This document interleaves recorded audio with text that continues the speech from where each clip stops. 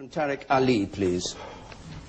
Why is Islam a wicked and vicious faith? You start off. Why is it a wicked and vicious faith? Because it treats women as second-class citizens, because it says that a woman victim of rape should be stoned to death for adultery, and because it orders its followers to be harsh with those of the unbelievers who live near to them, and it ordains as a religious duty the murder of Jews as well as other non-Muslims. That's in the Quran, there's no point shaking your head. There are good points about Islam. For instance, it opposes usury. It wouldn't have let the banks run riot in the way that the Labour Party and the Tory Party have done. There are good points, but it doesn't fit in with the fundamental values of British society: free speech, democracy and equal rights for women. So what's your policy on Islam?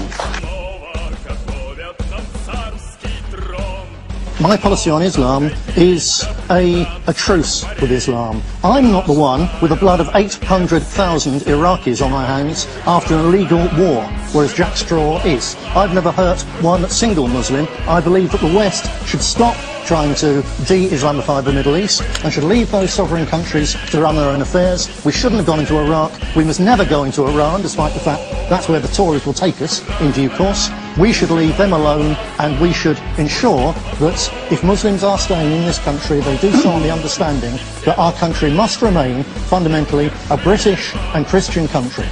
Sorry, can you just explain, if Muslims do stay in this country, what must they do? They must acknowledge that Britain always has been and must remain, and it's right that it should remain, a fundamentally British and Christian country based on Western democratic values and not on the eternal values of the Quran. Saeed Abbas.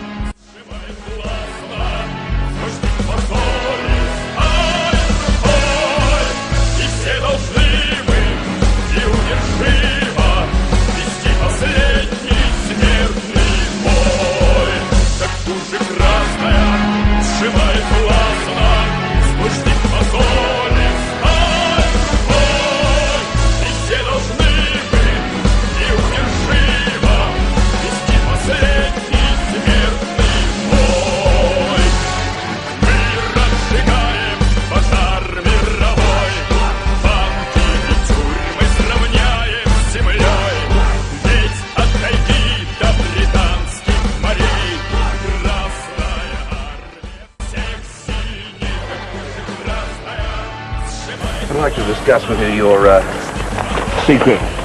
Oh, really? Isn't that really clever? It's a secret, is it? Yeah. What about your secret agenda for this country? What about your wishing to take power by the boot?